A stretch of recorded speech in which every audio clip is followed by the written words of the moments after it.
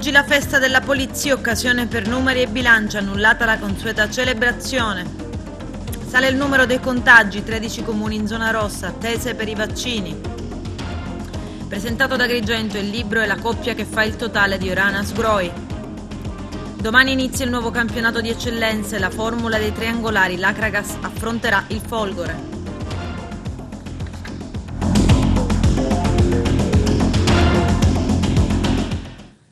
Bentrovati gentili telespettatori al nostro appuntamento con l'informazione. Oggi ricorre la festa della Fondazione della Polizia di Stato, una giornata però quasi anomala, sì, perché la pandemia ha annullato la consueta solenne celebrazione, numeri, bilanci e tanto altro nel servizio del nostro direttore Arturo Cantella, che ha intervistato il questore Rosa Maria Eraci. Oggi, 10 aprile, ricorre il 169° anniversario della Polizia di Stato, che purtroppo per via del Covid-19 non si potrà festeggiare insieme alla gente. È già il secondo anno consecutivo che detto evento non viene ricordato con la gente.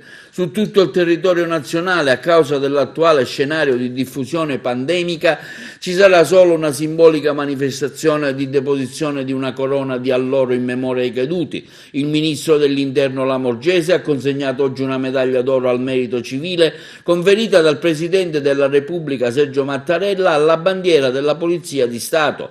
Il prestigioso riconoscimento è stato attribuito ai questori per il loro compito svolto come autorità provinciali di pubblica sicurezza, preposte al coordinamento tecnico operativo dei servizi di ordine e di sicurezza pubblica.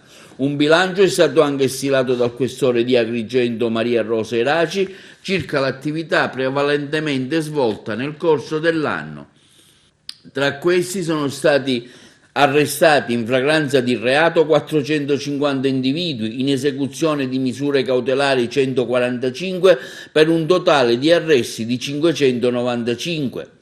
Persone denunciate in stato di libertà sono state 1280, le persone identificate 98.219, veicoli controllati 47.771, quelli controllati col sistema Mercurio 64.498, gli interventi di soccorso pubblico effettuati 4.703, i posti di controllo effettuati 9.057, controlli domiciliari a persone sottoposte a misure di prevenzione, di sicurezza cautelare e misure alternative alla detenzione ben 40.878, contestazioni per violazioni al codice della strada 1.680, persone sottoposte al foglio di via obbligatorio 59, armi sequestrate o acquisite 18, sequestri o fermi amministrativi di veicoli 282, sequestri di sostanze stupefacenti espresso il valore in grammi 2.511,18, perquisizioni personali e domiciliari 584, controlli amministrativi ed esercizi controllati 254, violazioni amministrative contestate 143. Un po' di tristezza, avremmo voluto festeggiarla in maniera solenne, così come facciamo sempre, soprattutto con i cittadini e vicini ai cittadini, e ricordando il nostro motto, esserci sempre. Siamo in tempi di pandemia, siamo vicini alla gente, a tutelare la salute della collettività, a fare i controlli che la pandemia ci ha imposto e a ricordare tutti i poveri poliziotti che invece non ce l'hanno fatta per ragioni di Covid. Un impegno che continua costante e voi avete anche pubblicato un'attività di ciò che è stato il vostro lavoro. Un impegno costante, sempre sul pezzo, noi non andiamo mai in ferie, noi abbiamo presidiato le città più piccole, le cittadine periferiche, con i nostri controlli, abbiamo aiutato i cittadini a tutelare la salute e ci continueremo ad impegnare per quello che sarà necessario. Il nostro sacrificio speriamo venga ricompensato anche dalla fine di questo momento brutto, questo buio totale che ha avvolto la collettività, soprattutto perché speriamo in un periodo migliore. Nonostante il Covid, si continua a svolgere regolari attività di investigazione con risultati che arrivano quotidianamente. Certamente, il crimine purtroppo non è andato in pensione e quindi noi continuiamo a contrastarlo con i numerosi posti di controllo, con le attività investigative che non hanno visto sosta e riadattandoci ai servizi in tempo di pandemia che hanno visto impegnate le varie articolazioni in tantissime attività, soprattutto in questo momento storico che ha caratterizzato la collettività italiana. Sono riusciti ad arrampicarsi fino al primo piano, hanno forzato una finestra e si sono intrufolati all'interno del laboratorio professionale di un negozio di telefonini in via Atenea ad Agrigento. Hanno scassinato la cassaforte dalla quale hanno portato via 7.000 euro e numerosi telefoni cellulari. Colpo grosso, anzi di più, visto che il danno supera 10.000 euro. Quello messo a segno nella notte fra giovedì e ieri, lungo il salotto buono della città. Un danno che però per fortuna per il proprietario risulterebbe essere coperto da polizza assicurativa. Dell'intervento lungo la via Atenea prima e dell'attività investigativa dopo si stanno occupando i poliziotti della sezione volanti della questura. Sul posto scattato l'allarme sono naturalmente accorsi i poliziotti della scientifica che si sono occupati dei rilievi di rito. Di fatto gli agenti si sono messi a caccia di impronte digitali e qualunque altro indizio o elemento utile per riuscire ad arrivare all'identificazione del malvivente o dei malviventi che sono entrati in azione. I poliziotti della sezione volanti, coordinati dal commissario capo Francesco San Martino, hanno subito passato in rassegna tutti i filmati delle telecamere di videosorveglianza, tanto pubbliche che private, presenti nei pressi dell'attività commerciale.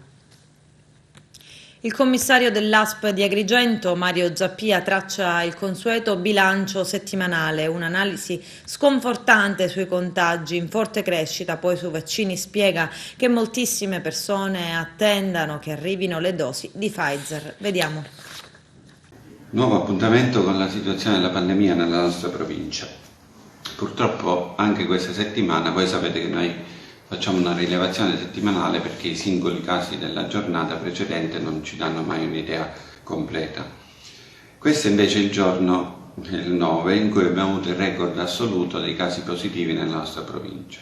Chiaramente questo ci fa purtroppo rattristare perché questa è la provincia che ha più comuni rossi di tutta la Sicilia, ne abbiamo in questo momento 13, eppure con tutto questo non riusciamo a contenere ancora il numero di contagi. Questo significa purtroppo che i comportamenti nostri non sono confacenti a quelle che sono le misure di prevenzione e quindi non riusciamo ad avere quella responsabilità tale che ci consenta di contenere questo benedetto virus. I casi registrati fino adesso in questo momento sono 175 e quindi è il record assoluto per la nostra provincia e questo purtroppo non fa altro che aumentare quel pachiderma che oramai voi conoscete bene e che continua a salire anche questa settimana.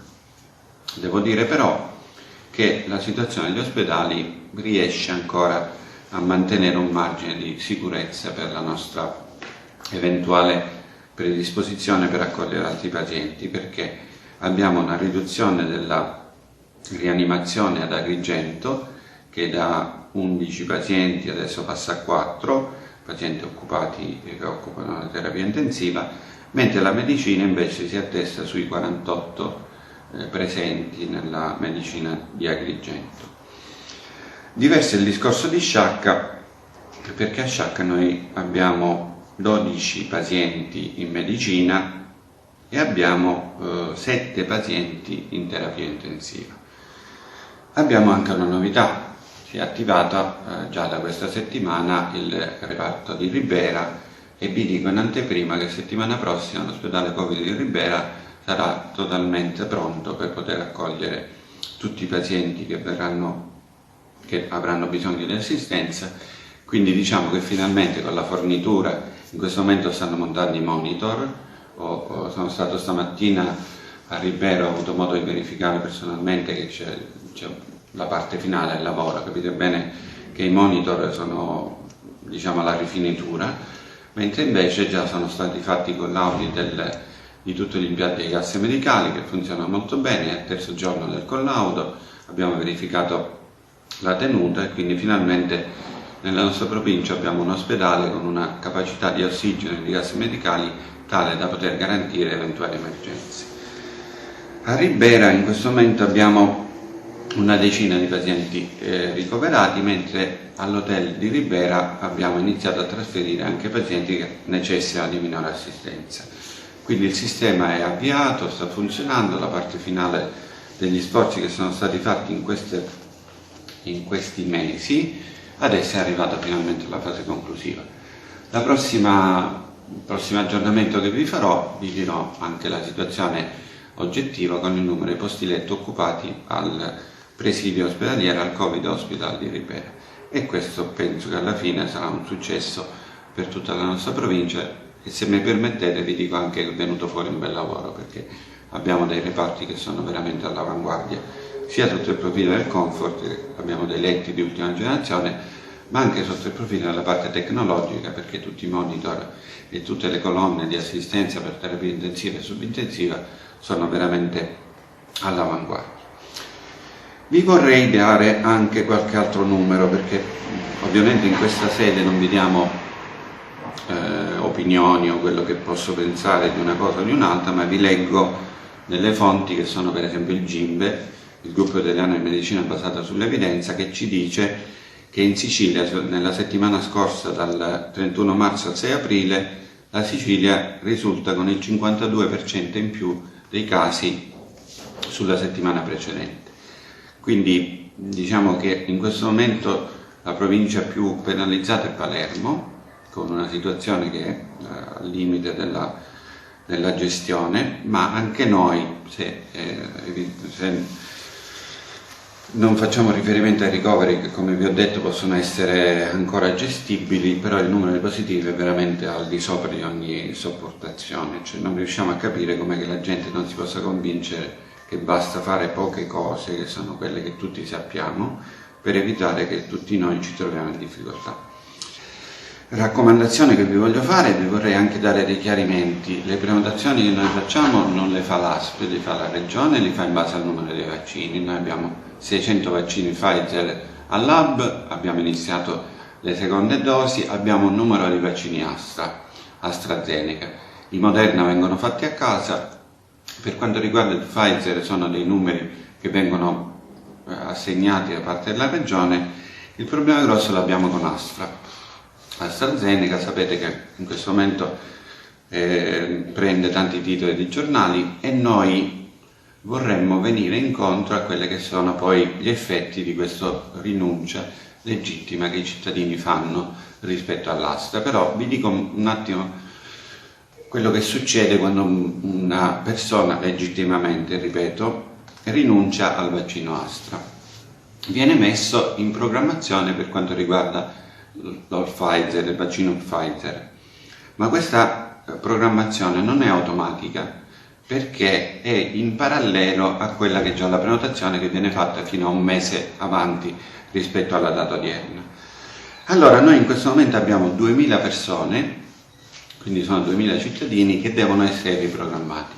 Questa riprogrammazione viene fatta sulla richiesta che noi abbiamo fatto dei vaccini Pfizer, e non appena arriveranno i vaccini Pfizer, per questo nuovo canale parallelo di chi ha rinunciato ad Astra e ha diritto per patologia, per tutte quelle cose che vengono indicate in sede di visita, noi riprogrammiamo tutte queste persone che hanno rinunciato ad Astra e hanno diritto a Pfizer con i nuovi vaccini che ci devono arrivare.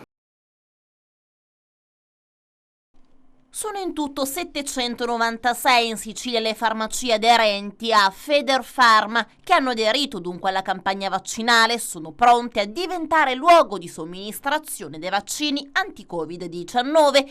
In particolare le adesioni nelle province siciliane fanno registrare 227 farmacie a Palermo, 161 a Catania, 121 a Messina, 66 a Siracusa, 62 ad Agrigento, 46 a Caltanissetta, 40 a Ragusa, 38 a Trapani e 35 ad Enna. Si stima che ogni farmacia potrà eseguire da 15 a 20 immunizzazioni al giorno. La massiccia adesione delle farmacie, che fa seguito all'accordo tra governo, regioni e Federfarma Nazionale, spiega Roberto Tobia, segretario nazionale presidente di Federfarma Palermo, conferma ancora una volta lo spirito di servizio e il costante impegno della farmacia italiana presente in prima linea sin dall'inizio della della pandemia come parte integrante del Servizio Sanitario Nazionale, garantendo ai cittadini professionalità ed assistenza. La vaccinazione nelle farmacie sarà utile come servizio di prossimità sia nelle grandi città sia nelle aree più interne e lontane dagli hub vaccinali. Sono in corso di definizione gli accordi regionali per permettere l'approvvigionamento delle dosi da parte delle farmacie che procederanno ad immunizzare i cittadini prenotati attraverso la piattaforma pubblica. Sono circa 11.000 le farmacie che sul territorio nazionale hanno aderito alla campagna di vaccinazione per il SARS-CoV-2 e sono ben 690 in Sicilia e ben 227 nella provincia di Palermo. Un'adesione massiccia, un'adesione che dà la misura del senso della professionalità di una categoria, quella dei farmacisti, e di una istituzione come quella della farmacia, presente da sempre sul territorio a servizio dei cittadini. Una grande opportunità per i cittadini per raggiungere attraverso le farmacie il risultato che vogliamo ottenere, quello di raggiungere i 500.000 inoculi giornalieri come indicato dal commissario Figliolo. La farmacia c'è e vogliamo continuare ad esserci.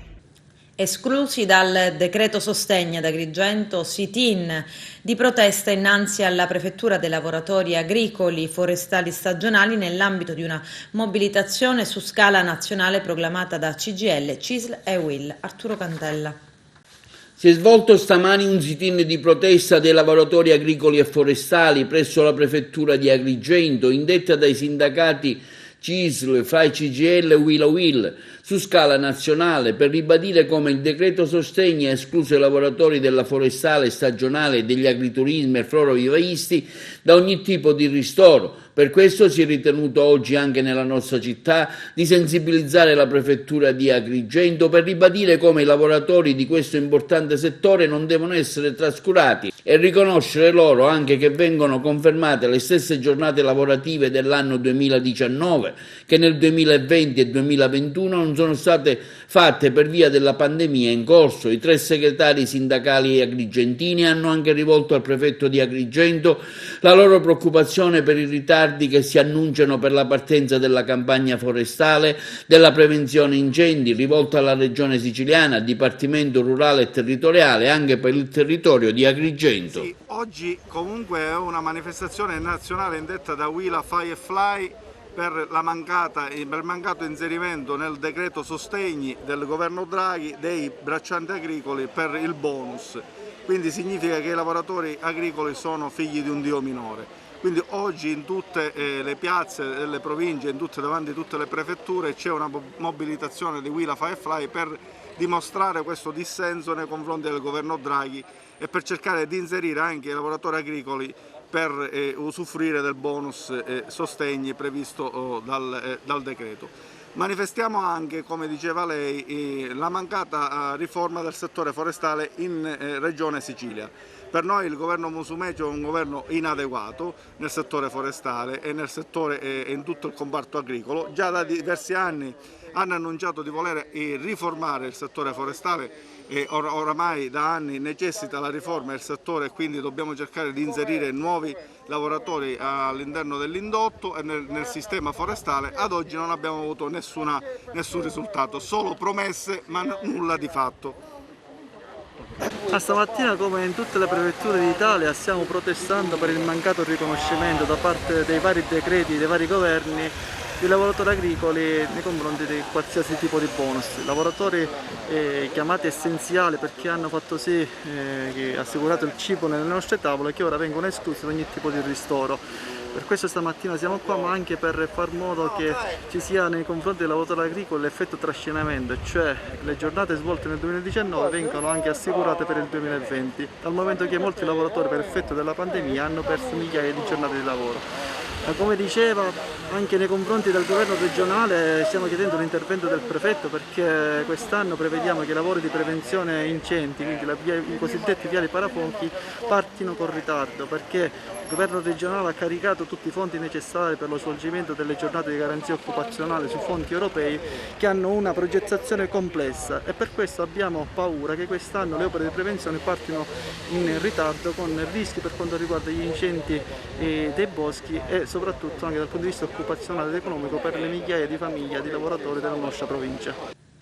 La nuova zona rossa per la provincia di Palermo è mortale per il tessuto economico già debole di suo. I commercianti e gli esercenti sono al limite dell'esasperazione. Così il presidente dell'Assemblea regionale siciliana Gianfranco Miccichè in riferimento all'ordinanza che dispone la zona rossa in tutti i comuni della città metropolitana di Palermo a partire da domenica 11 e fino a giovedì 22 aprile. C'è il servizio.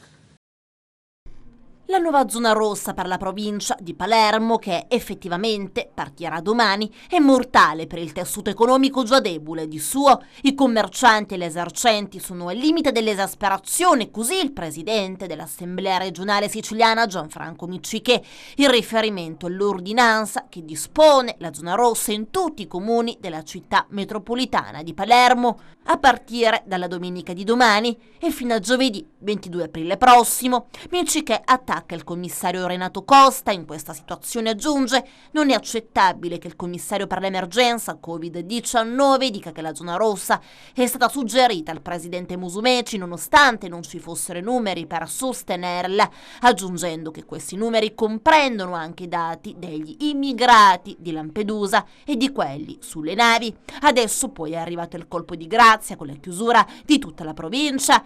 Voglio conoscere i numeri e sapere chi decide, ribadisce ancora Miccichè. E per questo ho chiesto alla Presidente della Commissione Sanità dell'Assemblea, Margherita La Roccaruvolo, l'immediata convocazione dei responsabili dell'assessorato. Vorrò essere io stesso presente per valutare le scelte che sono state adottate, conclude ancora il Presidente.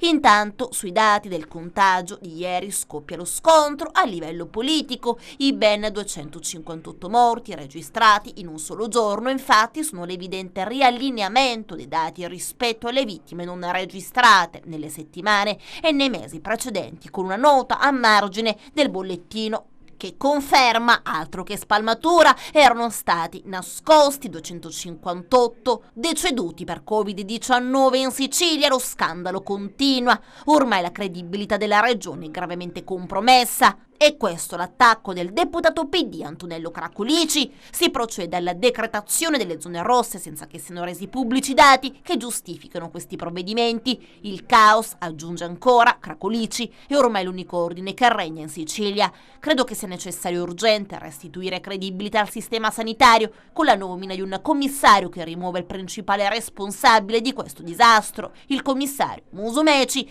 La risposta a Cracolici però arriva dal capogruppo di Diventerà Bellissima, Alessandro Arico, che a parlare di scandalo, credibilità della regione gravemente compromessa e disastri sia un qualificato esponente di quel PD che vuole Crocetta come presidente della regione e fece parte in prima persona del governo più nefasto di tutti i tempi, lascia letteralmente basiti. Peraltro, continua ancora Arico, nella sua foga giustizialista, Antonello Cracolici dimentica o probabilmente fa finta di dimenticare che nel ricalco sui dati del coronavirus sono emersi anche oltre 6.000 guariti in più, a prova che nei conteggi non c'è stata mai alcuna malafede, ma ormai è arcinoto dal PD sanno solo attaccare, accusare e sentenziare. Purtroppo per la Sicilia ormai ci siamo abituati ed intanto spunta una petizione online per chiedere le dimissioni immediate del presidente della regione Nello Musumeci. Dopo l'inchiesta ed il balletto sui dati dell'emergenza Covid nell'isola, il PD siciliano, proprio lui, raccoglie firme virtuali affinché vengano restituite ai siciliani l'occasione ed il diritto di affidarsi nuovamente alle istituzioni con un governo credibile, competente e legittimato dal voto popolare. #Musumeci dimettiti è il titolo della petizione, il cui primo firmatario è il segretario del PD Sicilia Anthony Barbagallo. Siamo preoccupati, i siciliani sono preoccupati, dice Barbagallo, per la gestione dell'emergenza sanitaria nell'isola. Non si capisce più nulla, il caos più totale. La Sicilia oggi è su tutti i giornali perché è la prima regione d'Italia per numero di vaccini somministrati, alla voce altro, cioè persone che non avevano diritto di essere vaccinate, ma questa è storia che già abbiamo trattato. Sarà effettuata lunedì prossimo l'autopsia sul cadavere dell'avvocato Mario Turrisi, 45 anni, di Tusa, colpito da una trombosi nei giorni scorsi. C'è il servizio. Si terrà lunedì pomeriggio a Messina l'autopsia sul corpo dell'avvocato Mario Turrisi, morto prematuramente all'età di 45 anni a seguito di un malore improvviso. Il legale e politico di Tusa pochi giorni prima era stato vaccinato con AstraZeneca. L'esame autoptico servirà a chiarire le cause del decesso e valutare se ci sia una possibile correlazione tra il malore e l'inoculazione del vaccino. La sorella del legale, Carmela Turrisi, si è affidata all'avvocato Angelo Tudisca e ha nominato 3 medici di parte. Anche la procura, che sta indagando sull'accaduto, ha nominato dei periti. Dall'autopsia in programma lunedì pomeriggio si avranno nuovi elementi per chiarire le cause di una morte che ha sconvolto l'intera comunità di Tusa e dell'Interland, dove Mario Turrisi era molto conosciuto e apprezzato sia per le sue doti personali, professionali e anche di politico. Per anni ha ricoperto vari ruoli in seno alla vita politica del piccolo comune messinese, che si appresta a dichiarare il lutto cittadino per il giorno dei funerali che si svolgeranno nei primi giorni della prossima settimana. Dopo l'autopsia, il corpo dell'avvocato 45enne dovrebbe essere restituito ai familiari per il rito funebre. Con un documento congiunto, il sindaco di Tusa, Luigi Miceli, e il presidente del consiglio comunale, Paolo Barbera, hanno espresso il proprio cordoglio.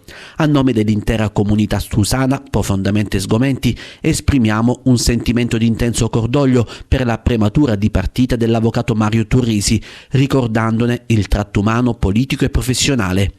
Appassionato assessore, propositivo consigliere comunale e scrupoloso legale, da sempre direttamente impegnato in ambito culturale, sociale e sportivo, è stato una colonna per il nostro bel paese. Perdiamo, continua il documento congiunto, un cittadino modello, un uomo conciliante e garbato che non faceva mai mancare un sorriso o un concreto aiuto a chiunque ne avesse bisogno. Ci mancherai e per questo, conclude il documento congiunto, non ti dimenticheremo. Il professionista tusano era giunto al Policlinico di Messina la notte tra la domenica di Pasqua e lunedì. Le sue condizioni sono apparse subito gravi, tanto da finire in rianimazione. Nulla hanno potuto fare i medici per salvargli la vita. Il presidente dell'ANCE, l'Associazione Costruttori Edili di Agrigento, Carmelo Salamone, interviene nel merito della gestione dei fondi del Recovery Plan. Arturo Cantella. Il presidente provinciale dell'ANCI di Agrigento, Carmelo Salamone, replica a Santo Cutrone. Da tempo denunciamo le storture del decreto semplificazioni, ma regna il silenzio. Prendiamo atto, afferma Carmelo Salamone, delle dichiarazioni del presidente regionale dell'ANCE Sicilia Santo Cutrone sul rischio che i colossi delle costruzioni vogliano mettere le mani su ogni centesimo che arriverà dall'Unione Europea, relegando le imprese locali al ruolo di subappaltatori a vita. La posizione è certamente condivisibile, continua Salamone. Già a suo tempo avevamo denunciato il rischio che il Recovery Plan tagliasse fuori le piccole e medie imprese che sono la spina dorsale del nostro territorio. Crediamo, continua Salamone, tuttavia, che il supporto della politica e della presidenza regionale dell'ANCE non possa concludersi qui, anzi oseremo dire che se ci limitasse a questo sarebbe una sconfitta e rischierebbe di passare per una mera operazione comunicativa. Da tempo, infatti, denunciamo come le piccole e medie aziende siano a rischio chiusura a causa di una generalizzata inefficienza della pubblica amministrazione, di una totale disattenzione da parte della politica nazionale e regionale e di provvedimenti come il decreto semplificazioni che hanno rappresentato il colpo di grazia in un settore già in crisi, riducendo trasparenza e quindi la legalità, appelli che finora sono sempre caduti nel vuoto. Solo guardando anche a questi temi, conclude il presidente dell'ANCE di Agrigento Carmelo Salamone, si tutelerebbero in modo concreto gli interessi di tutti gli imprenditori del comparto e restituirebbero diritti e speranza a tanti imprenditori del settore. L'ex presidente dell'IRSAP, Alfonso Cicero, ha deposto al processo ordinario sul cosiddetto sistema montante. I dettagli nel servizio. Io e Marco Venturi avevamo paura che Montante ci facesse ammazzare. Avevamo paura di essere intercettati perché aveva rapporti di amicizia ad altissimi livelli con magistrati ed esponenti delle forze dell'ordine. Era un soggetto pericoloso, i nostri rapporti si sono interrotti nel luglio 2015 quando io attendevo di essere riconfermato presidente IRSAP Sicilia e prendevano tempo sostenendo che non avevo i requisiti. Ad affermarlo è Alfonso Cicero, ex presidente dell'ente regionale IRSAP, parte offesa e parte civile nell'ambito del processo sul cosiddetto sistema Montante, che si celebra con il rito ordinario a Caltanissetta nei confronti di 17 imputati, assentito in qualità di indagato di reato connesso. Da parte di Montante inizia tramite altre persone un'opera di calunnia per distruggermi. Ho sempre presentato delle denunce, ha ancora aggiunto. Il 23 luglio 2015 Linda Vancheri si era dimessa dalla carica di assessore regionale alle attività produttive. In realtà ha proseguito ancora Cicero.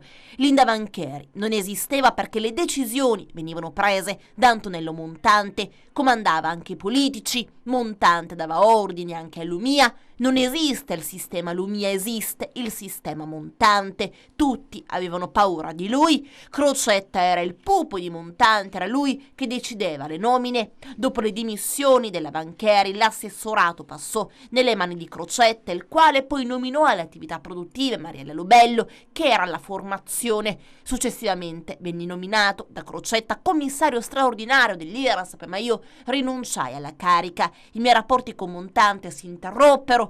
Avevamo paura di andare direttamente dai magistrati, aggiunto ancora il test, perché avevamo capito i rapporti che aveva con loro e le forze dell'ordine. Per questo raccontammo tutto al giornalista Attilio Bolzoni. Ora, fra i particolari agghiaccianti venuti fuori dalla deposizione Fiume di Cicero, Niccolò Marino, attualmente GIP a Roma ed ex assessore regionale in Sicilia durante la giunta Crocetta con delega ad acqua, rifiuti ed energia, doveva essere fatto fuori dal governo regionale.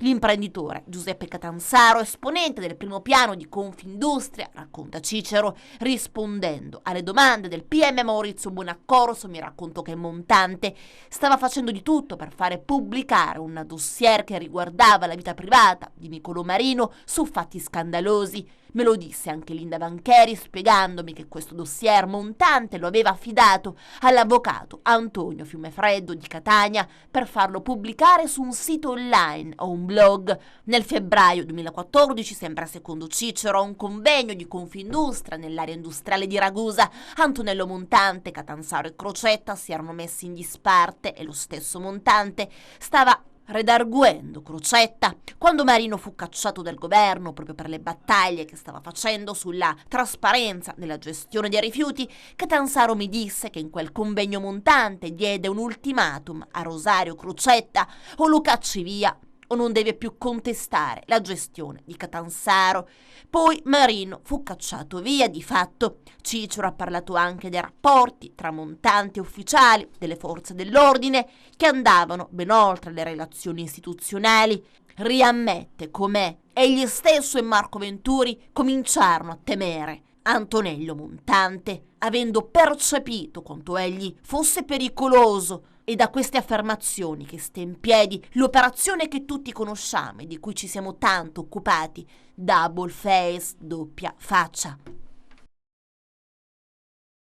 Furti alla mensa dell'ospedale di Gela, tra i 36 indagati dell'operazione Magna Magna anche il cappellano. In 2 mesi 500 razzie, un danno stimato in circa 24.000 euro. C'è il servizio. Portavano via di tutto dalla mensa dell'ospedale di Gela, prodotti alimentari e materiali di vario genere. Un danno enorme svelato dai carabinieri del comando provinciale di Caltanissetta, che sono riusciti a piazzare alcune telecamere all'interno della cucina della struttura sanitaria. La procura di Gela ha notificato un provvedimento di chiusura delle indagini per 36 persone. Al centro dell'inchiesta alcuni dipendenti della ditta incaricata della sanificazione e del supporto alle cucine, che potevano contare sulla complicità di alcuni dipendenti dell'ospedale. Fra i soggetti coinvolti nei furti, oltre ai dipendenti della ditta, ai loro familiari, ai cuochi e alcuni operatori sanitari, anche il cappellano dell'ospedale.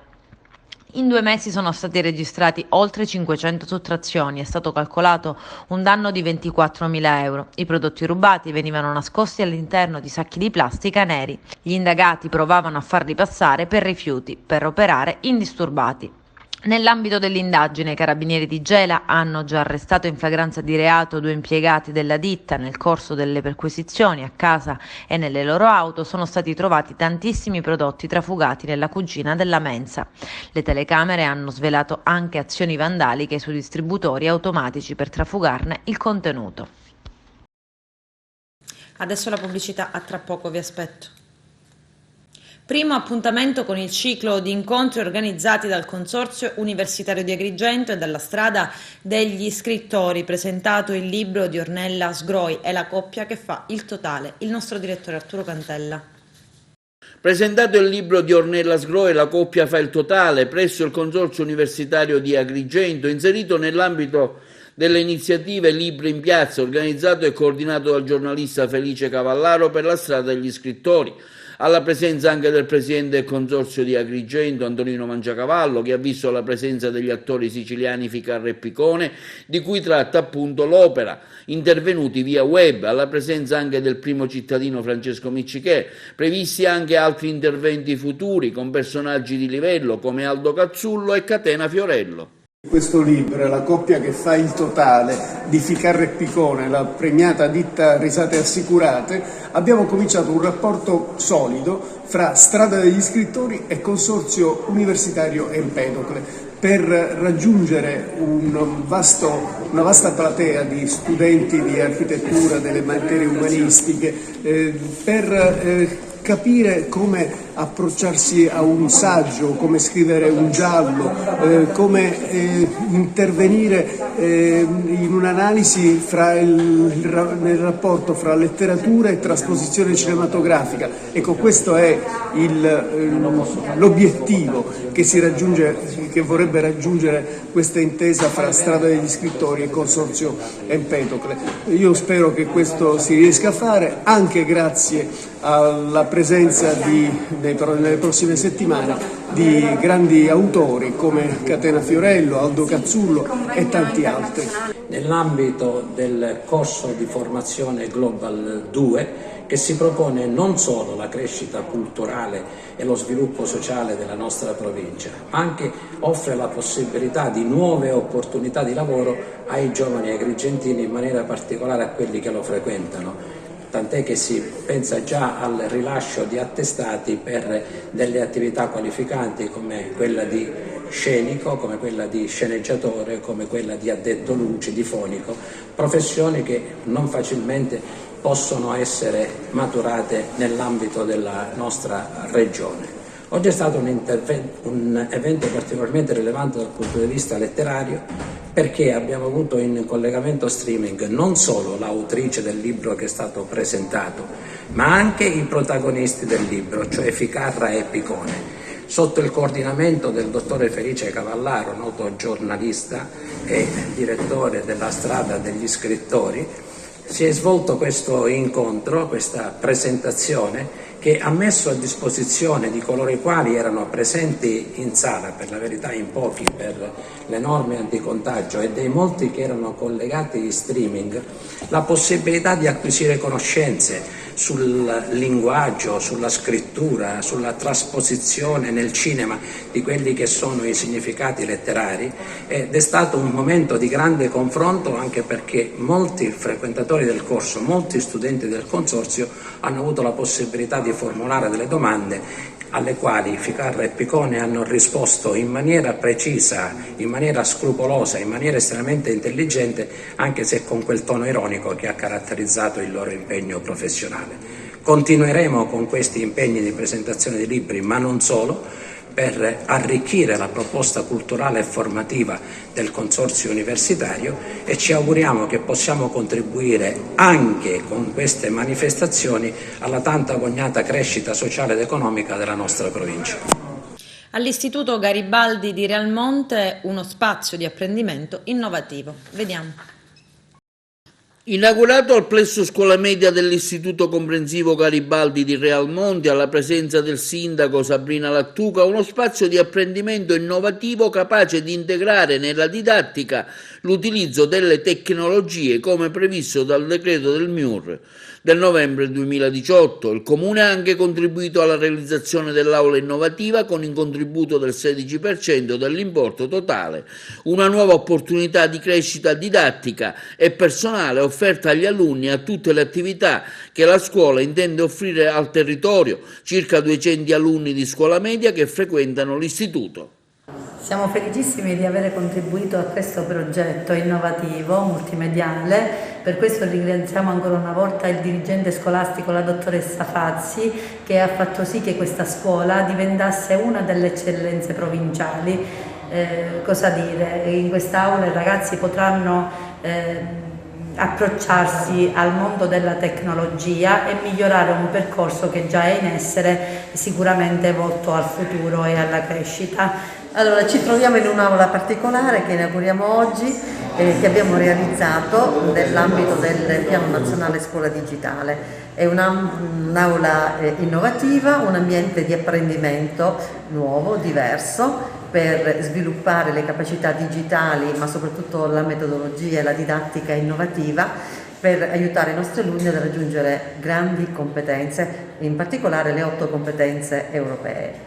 Grazie al Piano Nazionale Scuola Digitale siamo riusciti a realizzare questo ambiente, ma anche grazie al cofinanziamento che abbiamo avuto dal Comune di Realmonte, che ha partecipato per il 16% al finanziamento di queste attrezzature. Grazie. Calcio, domani inizia il nuovo campionato di eccellenze, la formula dei triangolari. L'Acragas affronterà il Folgore. Carmelo Lentini. Finalmente si ritorna in campo dopo tanti mesi di sospensione ed inattività a causa della pandemia Covid-19. Certamente non si inizia a pieno regime, tutte le gare sino a contrordine saranno disputate senza pubblico sugli spalti, ma è pur sempre un passo avanti verso la sospirata normalizzazione. Ai nastri di partenza si sono presentate 10 squadre a causa del forfait di ben 6 club che hanno preferito rimandare il tutto in tempi migliori. Tra quest'ultime sono ben 3 le agrigentine, Pro Favara, Casteltermine ed Unitas Sciacca, mentre le altre 2 riguardano Parma Valle Monreale. Il mini torneo predisposto dalla FIGC siciliana prevede il debutto casalingo dell'Acragas questa domenica del tecnico Francesco Di Gaetano, che in queste ultime settimane ha rimodellato la propria rosa con ben 9 innesti tra senior ed under, tutti arrivi di grande rilievo tecnico, che sottolinea il gran lavoro svolto dal DS Ernesto Russello, fatto con particolare perizia. Vediamo di conoscerli: Gioacchino Giardina, Patrick Candela, Fernando Spinelli, Giovanni Fricano, Giuseppe Di Salvo, Eugenio Gerratana, Romito Budales, Alessio Maniscalco e Bernardo Baio. Ma sino al prossimo 15 aprile sarà calciomercato e l'Acragas non se ne starà con le mani in mano pur di centrare l'obiettivo della sospirata Serie D. Questa domenica allo Stade Seneto l'Acragas ospiterà la Folgore di Castelvetrano, che fu affrontata alla seconda giornata della vecchia regular season e superata con il risultato di 4-2 con reti di Villa, Maltese, Ferrandi, Gambino, Cipolla su calcio di rigore e poi anche Carovana, anch'esso dagli 11 metri. Per quanto riguarda l'Acragas, il tecnico Francesco Di Gaetano può contare su una rosa ben assortita tra vecchi e nuovi calciatori. La gara è stata affidata ad un fischietto proveniente da oltre lo stretto. Si tratta di Marco Ferrara della sezione di Roma 2, con assistenti Salvatore Girolamo Cucci di Trapani e Roberto Cracchiolo di Palermo.